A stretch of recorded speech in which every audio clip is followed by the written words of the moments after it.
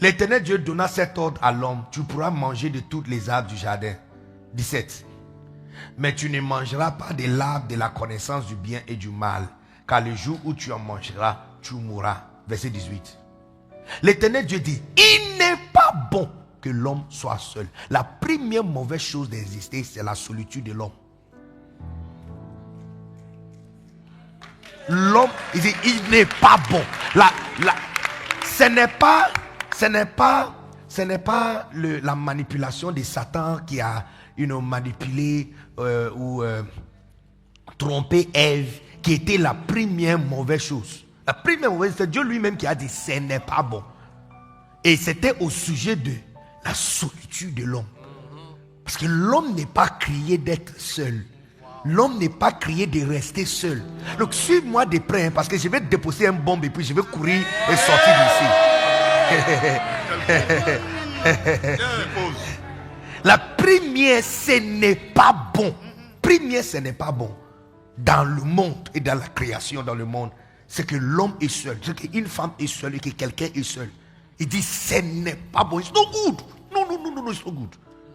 It's not good. Vous êtes ici avec moi. Amen. En 1 Samuel chapitre 10.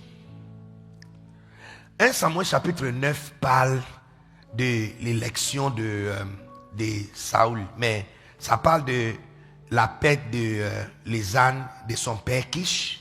Et comment le serviteur qui était avec lui avait recommandé qu'il y a, où ils sont arrivés, il y a un prophète qui n'est pas loin d'ici. Est-ce que vous êtes ici avec moi? Amen. Un prophète qui n'est pas loin d'ici, allons chez lui. Peut-être il va nous dire. En même temps, Dieu a dit à prophète Samuel qu'il va l'envoyer le premier roi d'Israël. Donc, quand il est arrivé, Samuel lui avait servi à manger. Et lui avait dit de passer la nuit avec lui. Donc, il est resté avec Samuel. Le lendemain, c'est 1 Samuel chapitre 10. J'ai juste résumé 1 Samuel chapitre 9 pour toi. On est OK, non? Amen. Donc allons à 1 Samuel chapitre 10. Samuel prit une fiole d'huile qu'il répandit sur la tête de Saül. Il le baissa, n'est-ce pas?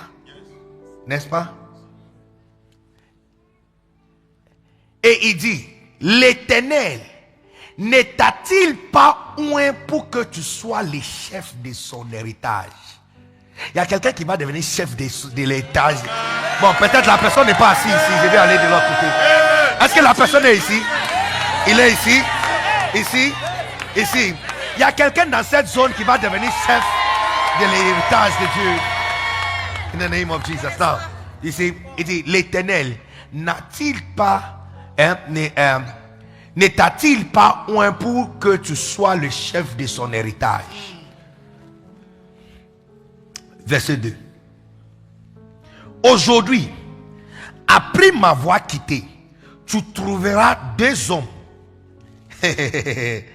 près des suppliques de Rachel, sur la frontière de Benjamin, à Tseltsak. Ils te diront, les âneuses que tu allais chercher sont retrouvées. Et voici ton père ne pense plus aux âneuses, mais il en peine de vous et dit, que dois-je faire au sujet de mon fils? De là, tu iras plus loin et tu arriveras au chêne de Tabor, où tu seras rencontré par trois hommes montant vers Dieu à Bethel, et portant l'un 3 chevreaux, l'autre 3 gâteaux de pain et l'autre une outre de vin. Ils te demanderont comment tu te portes, et ils te donneront 2 pains que tu recevras de leur main. Il y a quelqu'un qui va recevoir quelque chose cette semaine. Je ne sais pas si la personne est dans cette zone. Tu vas rencontrer quelqu'un fantastique cette semaine qui va te donner quelque chose.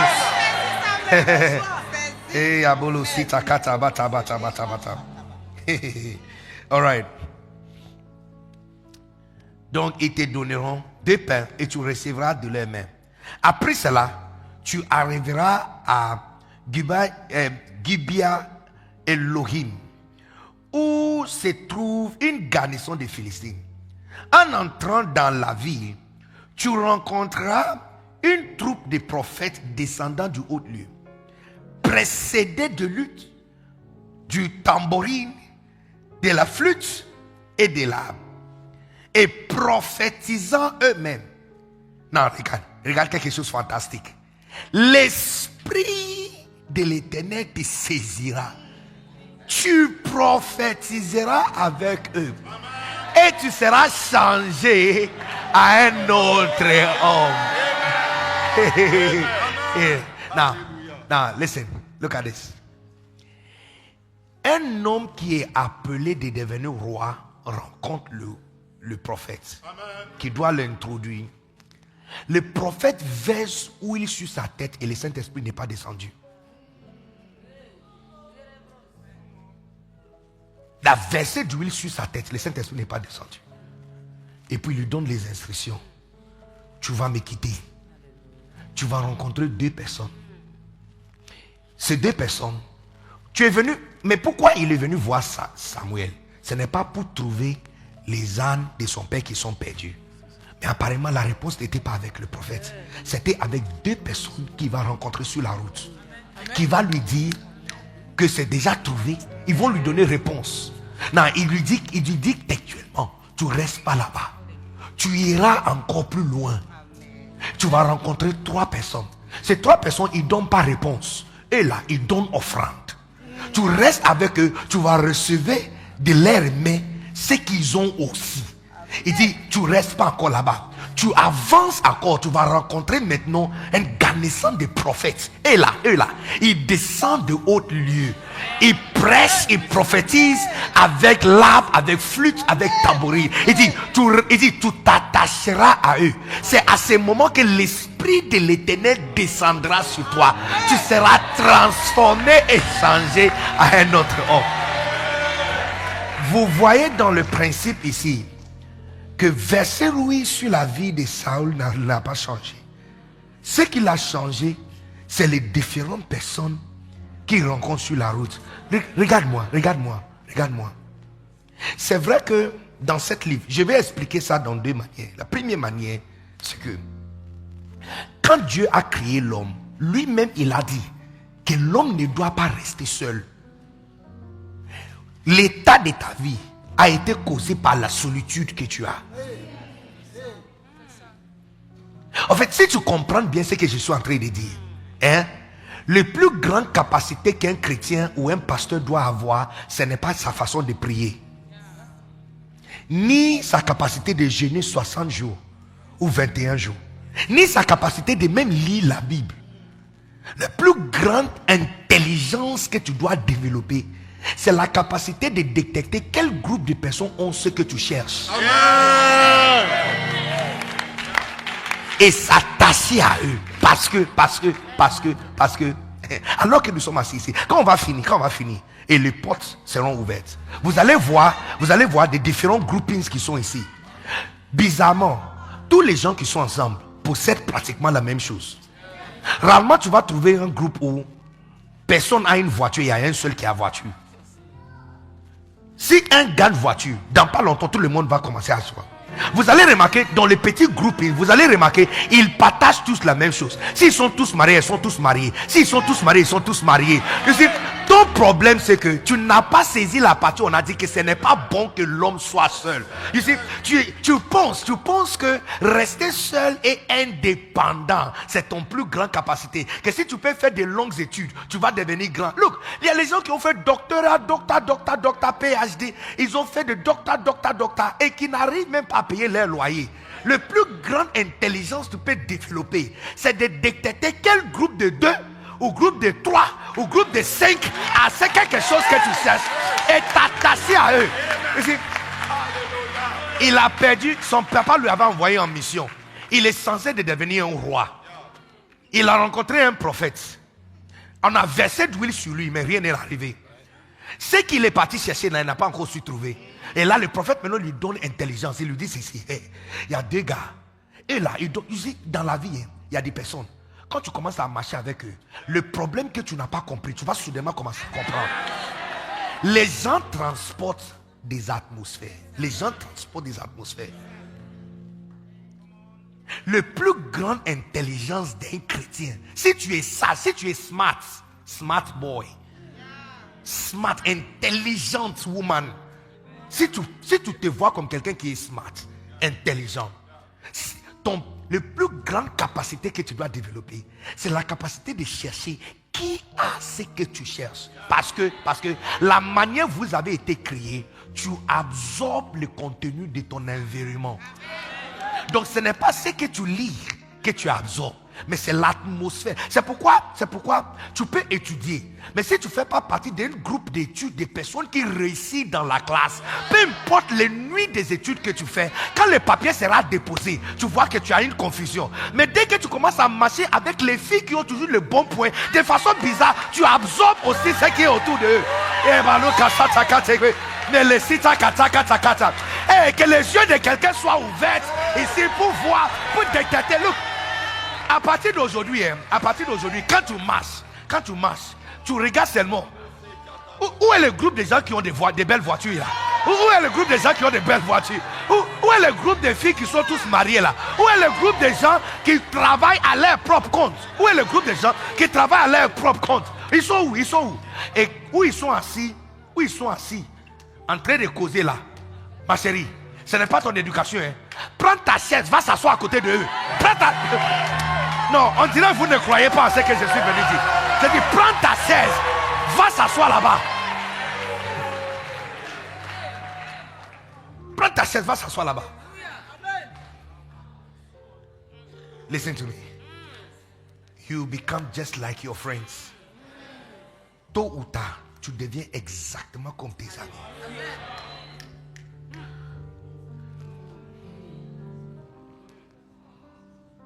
Tes affaires ne marchent pas parce que tu n'as pas étudié. Tes affaires ne marchent pas parce que tu n'as pas détecté le groupe de gens qui font affaires qui marchent. On absorbe plus en compagnie que en lire, en lecture. Le prophète pouvait lui dire où les ânes de son père se trouvent. Il dit non, il y a des gars, tu vas les rencontrer. Ils te donnent réponse. Ils expliquent matière. Il dit il y a un autre. Le problème de beaucoup d'entre vous, c'est que tu es loyal, tu es trop loyal à ta propre bête.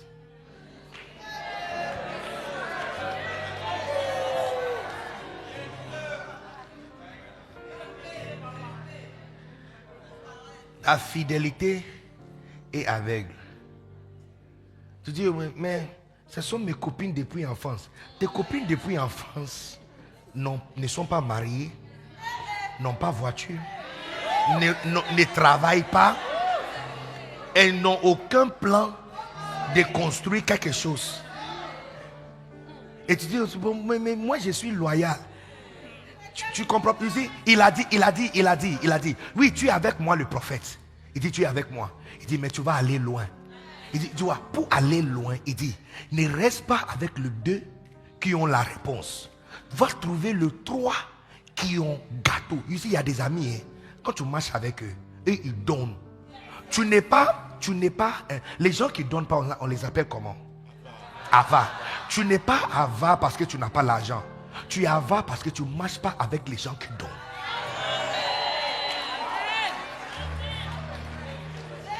Look, on peut faire étude biblique des bénédictions dans donner. Tu ne vas jamais donner. Son client n'est pas loin, il est juste à 5 mètres. C'est pas ici, c'est de l'autre côté. Hein. Il dit, tu vas rencontrer ces 3 personnes. Ces 3 personnes, ils donnent. Ils donnent gâteau. Il dit, tu vas recevoir les gâteaux. Tu vas recevoir ça. Et puis il dit, à partir de là-bas, maintenant il va toucher sa spiritualité. Il dit, il y a 5 groupes. Le groupe des 5 là. Et ils prophétisent. Eux là. Ils font les affaires, mais ils vont aussi sur la montagne. Et puis il dit, attache-toi à eux. Il dit, à cette fois-ci-là, ce n'est pas offrande que tu vas recevoir, ni réponse aux questions que vous cherchez. Il dit, l'Esprit de l'Éternel descendra sur toi. Et puis tu seras changé, tu vois. Tu seras changé à un autre homme. Tu seras changé à un autre homme. Et je prophétise sur l'enfant de quelqu'un ici, que tu seras changé à un autre homme. C'est ça. Tu vois que... Tu dis que oui, on est pasteur de même promotion, donc on marche ensemble. Ici, là, il y a les gens, quand ils prient pour les gens, il y a guérison. Mais comme tu n'es pas dans leur groupe, tu te dis que moi, mon groupe là, c'est ça. Bon, reste là-bas. Reste là-bas. J'ai remarqué que le fils qui poursuit mon père spirituel, loin serviteur de Dieu, Bishop Dag, en dehors de notre maison, sont numéro 1, plus prospères. 2, on l'aide d'avoir attrapé plus l'esprit de mon père que certains qui sont de la maison, y compris moi-même. Donc quand le Seigneur m'avait donné une seconde chance pour venir en Côte d'Ivoire pour travailler, j'ai dit, je ne vais plus faire cette erreur de marcher avec certains de mes frères de la maison. Je change groupe.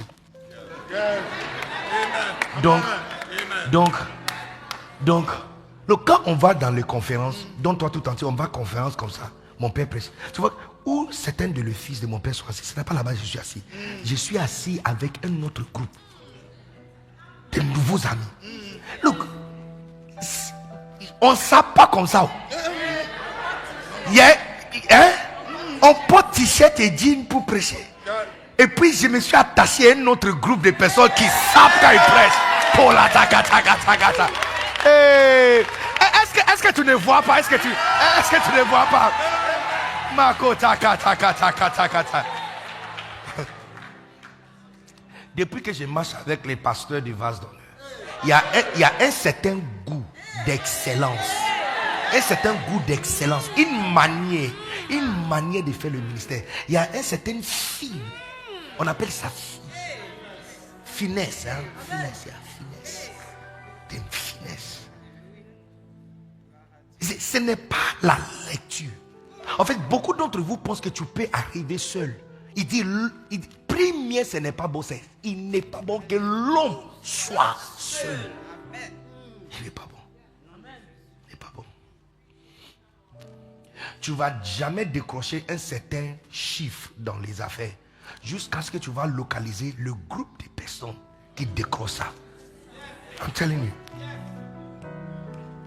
Avant, quand j'entendais pasteur Mohamed Sanogo prêche, puis il donne des témoignages de comment les personnes soutiennent le ministère des Finances, je me dis, ah mais ces choses-là, on dirait que c'est un dessin animé.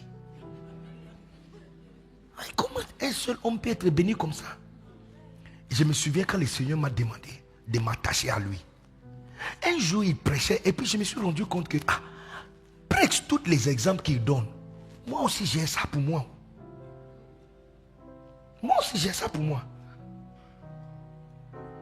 J'étais en train de prêcher quelque part quand une personne est venue en pleine prédication, secouer mes mains avec la clé d'une voiture. Mais je n'avais pas ça auparavant. Terrain. J'ai une malaise là. Quand je ouvre, il y a des certificats de terrain. Je ne connais même pas où le terrain se trouve. Mais j'ai son certificat. Mais je suis en train de dire que ce n'était pas venu par prière. Parce qu'à partir d'un certain moment, quand le Seigneur m'avait dit, attache-toi à cet homme, attache-toi à lui. Et puis j'ai commencé à remarquer que certaines choses sont rentrées dans mon ministère. Maintenant, quand je fais des conférences, la beauté de la conférence, les doxa, et c'est une finesse. Ça ne vient pas par lecture. Ton plus grand problème, c'est que tu es seul. Et c'est l'orgueil, parce que tu veux réussir seul pour que tu dises que c'est toi qui as fait ça.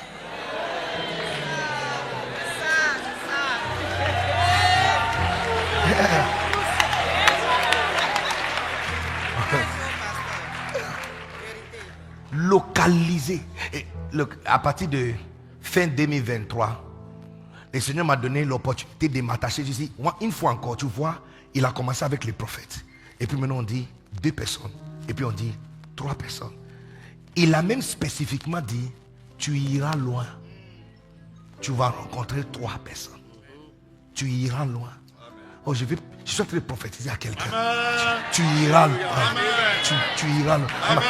Misandu kanti natu kasada ti alita kete bisamati manduse andali ataka sepatu koto ula ate andi anduko mandakete ketete ali ate kete kanu oh iliki adadi mato olotokota alisa kate peteke tu iras loin mais les kasi patabata tu iras loin oula attention makate pelesi kataka attention mais les katakata tu iras loin mais lisa katabata bototo tu iras loin peleke au ata tu iras loin et pekino wai atake beliata tu iras loin.